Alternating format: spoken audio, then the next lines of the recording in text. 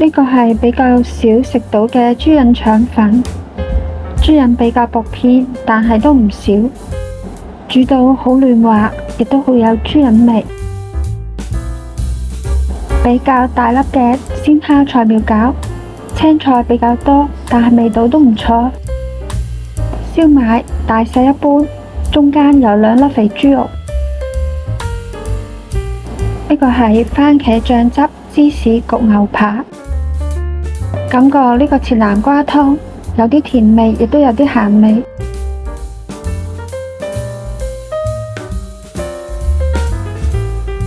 用咗新鮮去咗皮嘅番茄，已經切咗細塊牛扒，好多件，好嫩滑。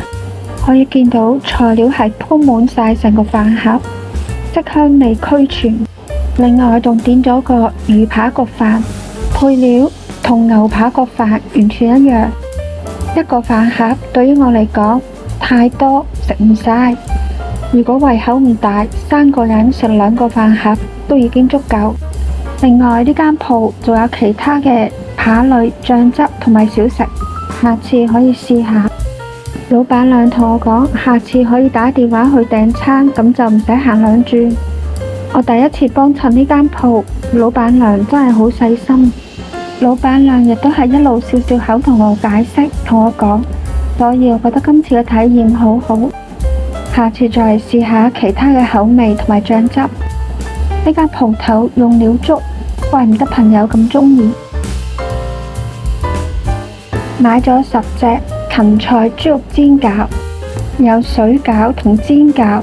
煎餃就比較乾身，煎餃嘅上面鋪滿咗好多肉鬆、芝麻同埋海棠。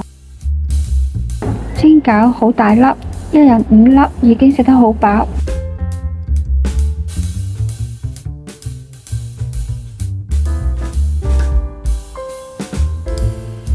芹菜豬肉餃皮薄餡靚，食落去好清爽。你睇每個煎餃上面都鋪滿晒肉鬆，咁樣睇個樣有啲似上海雲吞。如果你鍾意食肉鬆，都會鍾意食呢個煎餃，因為每一啖都充滿肉鬆味。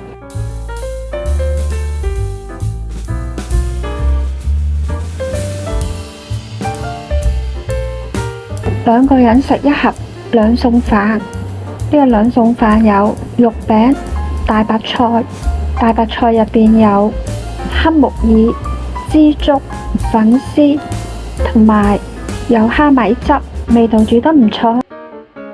咖喱雞扒飯，咖喱醬汁入邊有矮瓜、番茄、薯仔，雞扒煎到好香，雞肉嫩滑，我都忍唔住食咗雞皮。碗咖喱都好啱我嘅口味。